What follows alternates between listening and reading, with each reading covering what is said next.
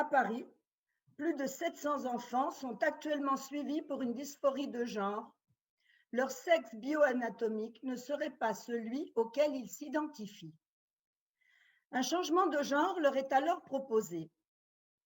Des centres spécialisés se multiplient dans les services de pédiatrie afin de confirmer ce diagnostic. En le nommant, on l'identifie, on le fixe et par la même occasion, on contribue à en propager l'offre auprès de ces petits-enfants mal dans leur peau ou à l'aube de leur vie mal dans leur corps sexué. L'entreprise actuelle, qui, intervenant directement sur le corps, vise à l'élimination de la complexité des symptômes, vient d'atteindre les rivages de l'enfance. Elle détourne la fonction du symptôme, qui est pour la psychanalyse un nœud de parole et de jouissance propre aux êtres parlants, au par-l'être, comme dit Lacan. Et cela pour répondre à l'impératif moderne « jouis ». Mais de quoi? Là est la question. Du corps ou de l'image? En tout cas, pas hors langage. Ce qui se passe là, à propos des enfants, est un pouce au choix anticipé. La première sensation, cauchemar, anxiété ou souffrance, mais aussi les premiers mots lancés à la cantonade ou affirmés avec ce ton péremptoire qui caractérise l'enfance, deviennent aujourd'hui des faits. Le signifiant comme tel devient univoque, irréfutable et condense ainsi toutes les souffrances. Il répond des signes anxio-dépressifs et des idées de mort qui n'ont plus dès lors qu'une unique base, le sexe bio-anatomique, c'est-à-dire le corps. Une fixation est opérée. La réponse fournie à l'enfant étant produite avant même qu'il n'ait eu le temps ou la possibilité de la déplier sous forme de question, l'écart est supprimé. La nature a fait une erreur, mais la nature existerait-elle sans les mots pour la dire, la faire signifier? Ces enfants sont alors adressés au service des dysphories de genre, selon les critères spécifiques du DSM-5, où ils sont orientés vers une transition sociale en moins de temps qu'il n'en faut pour acheter une jupe ou un pantalon. Croit-on que l'habit fasse le moine ou l'être? Le corps se réduit-il à cet habit, à une représentation? Je suis né dans le mauvais corps. Mon corps n'est pas le bon. Ces formulations sont aujourd'hui présentées comme désignant de façon certaine le ressenti d'enfants qui seraient porteurs d'une identité sexuelle nouvelle, dite transgenre. C'est que cette formule « je suis né dans le mauvais corps » semble être devenue un passeport pour la transidentité. Elle semble ouvrir de façon quasi automatique à la proposition de s'engager dans un protocole de transition, terme bien anodin pour désigner un changement d'état civil, des traitements hormonaux au long cours et des interventions toujours mutilantes. Toutes procédures qui sont loin d'être bénignes.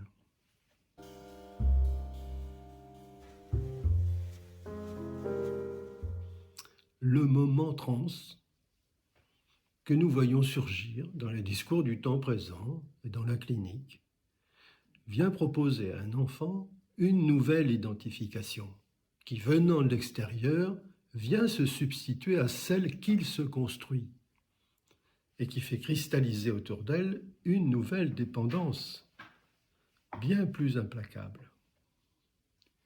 Là où le signifiant transgenre désigne pour une dite grande personne une modalité de jouissance dont il prend les conséquences à sa charge, il constitue pour un enfant une identification imposée qui vient bloquer la construction de cet espace de séparation qui lui est nécessaire.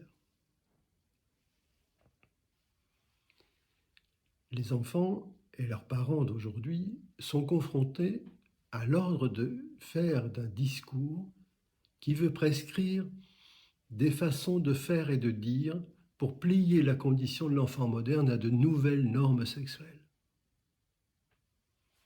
Nous ne pouvons pas laisser croire à des enfants et à des adolescents qu'ils vont recevoir de la part de l'autorité légale et par des interventions médicales une identité sexuelle nouvelle et stable. En effet, nul n'en a le pouvoir. Le documentaire Train Trans de la télévision suédoise publique, vous trouverez le lien sous cette vidéo pour le visionner, alerte sur un phénomène inquiétant, une augmentation du nombre d'adolescentes souffrant de dysphorie de genre qui demandent une transition. Son intérêt est qu'il se penche sur les politiques sanitaires liées à la transidentité, mais il donne aussi la parole à des personnes souhaitant, quelques années plus tard, détransitionner, comme on dit. L'une d'elles résume bien l'enjeu au moment où se multiplient notamment en France des centres dédiés à la dysphorie de genre. Il aurait fallu moins se précipiter pour nous aider, dit-elle. Le documentaire soulève une question importante. Comment des maîtres mots comme genre ou transidentité conduisent une partie de la jeunesse à prendre ce train trans, lancé à grande vitesse et que rien ne semble freiner. Lacan a pu s'interroger sur le fait que ce qu'enseignent les professeurs, pour être parfois faux, a pourtant des effets dans le réel. Ce documentaire en témoigne. Il dit d'abord quelque chose de la bureaucratie sanitaire de nos pays, en prise directe sur des discours du moment et sur leurs militants.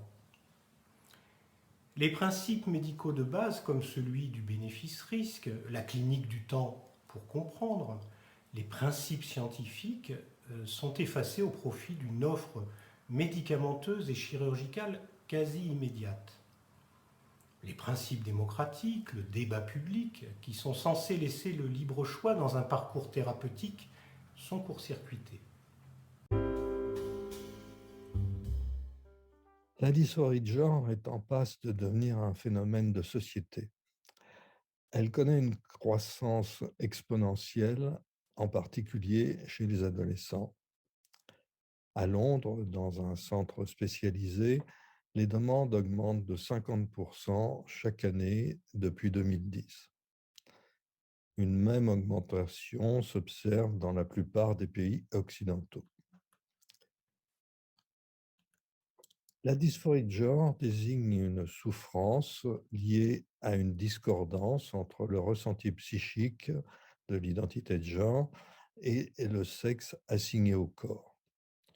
Pour schématiser, c'est se sentir fille dans un corps de garçon ou l'inverse.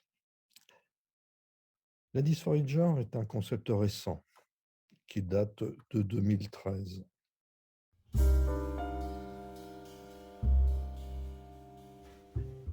Bien loin d'être une solide notion scientifique, c'est l'un des diagnostics les plus débattus. Il est débattu par les transgenres eux-mêmes, qui contestent son appartenance à la psychiatrie.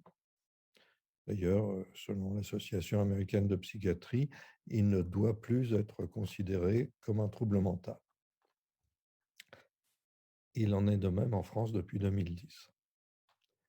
L'enfant et les adolescents a été porté à la connaissance du grand public par des films tels que Girl en 2018 et par le documentaire Petite fille projeté sur Arte en 2020. Dans ce dernier, un garçon de 8 ans, Sacha, est orienté vers un processus de changement de sexe parce qu'il exprime, assez timidement, le souhait de devenir une fille. La parole de Sacha dans le documentaire est moins audible que celle de sa mère, qui prend une place prépondérante. Il semble que les propos de Sacha aient été reçus comme une vérité scientifique. Pourtant, la justice prend des précautions plus grandes avec la parole des enfants. Elle sait que leurs témoignages peuvent être mêlés à leurs fantasmes et surtout qu'ils sont très sensibles aux suggestions des adultes. Combien de fois la justice n'a-t-elle pas constaté que leurs convictions varient? Aussi en France, la justice ne prend-elle pas en compte la parole des enfants quant au consentement à une relation sexuelle avant l'âge de 16 ans? Eh bien, pas d'exigence de cet ordre pour la demande de changement de sexe. Certains cliniciens anglais ont même témoigné avoir subi des pressions pour qu'ils cessent d'interroger le souhait de transition vers l'autre sexe, pressions venant de groupes pro-trans, de réseaux sociaux, des jeunes eux-mêmes, de leur famille et finalement de leurs collègues et de leur direction. Quand malgré tout des cliniciens s'autorisent à questionner les motivations des enfants, il leur arrive d'avoir quelques surprises. Pourquoi veux-tu changer de sexe? Pour faire rire papa, confie l'un. Pour être comme mon grand frère, affirme un autre. Voire pour devenir une Spice Girl. Ou encore parce que maman dit que je ne sais pas me défendre et donc que je suis une fille, etc. Une des raisons de Sacha qui l'incite à devenir fille est, selon sa mère, de vouloir porter un enfant. Bref, la conviction précoce d'être une erreur de la nature ne constitue pas la motivation la plus fréquente. Des entretiens psychologiques approfondis avec l'enfant sont nécessaires pour éclairer son souhait. Mais il convient aussi de chercher si la dysphorie de genre constitue bien le principal problème, sachant qu'elle s'accompagne fréquemment de troubles de l'humeur, d'anxiété, d'anorexie, d'autisme, etc. Qu'importe ces doutes. Certains spécialistes n'hésitent pas à affirmer que ce serait faire du tort à un enfant que de l'interroger s'il exprime un besoin de changer de sexe. Il existe aujourd'hui, en France et à l'étranger, des cliniques qui se suffisent de la parole d'un enfant ou d'un adolescent pour accéder à sa demande et lui proposer d'abord des bloqueurs de la puberté, puis un traitement hormonal, cela en attente d'éventuelles interventions chirurgicales à un âge avancé.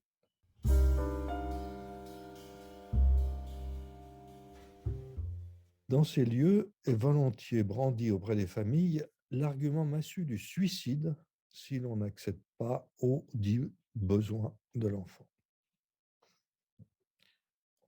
En prenant appui sur la littérature scientifique aujourd'hui disponible, il faut clairement affirmer qu'engager un enfant dans un processus de changement de sexe est une attitude irresponsable.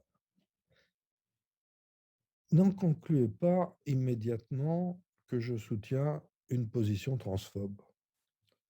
Les données pour les adultes ne sont pas du tout les mêmes.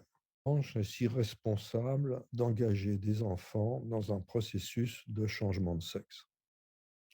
Eh bien, parce qu'à l'âge adulte, ce souhait, environ 90% d'entre eux l'auront abandonné.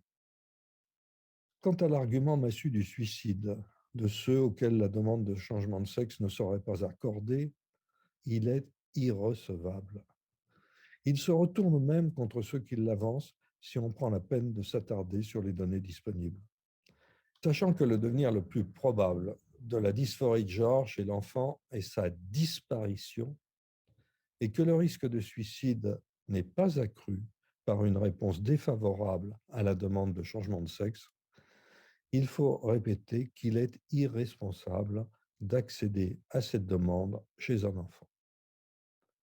Au reste, après avoir examiné les données disponibles, la Haute Cour de justice de Londres, en 2020, a conclu que les enfants de moins de 16 ans qui envisagent de changer de sexe ne sont pas suffisamment mûrs pour donner leur consentement éclairé à se voir prescrire des médicaments bloquant la puberté. Votre question, monsieur, aurait un sens si nous nous apprêtions à introduire une théorie du genre à l'école ou même ailleurs. Mais la théorie du genre n'existe pas. Ça n'existe pas. En tout cas, je ne l'ai jamais rencontrée.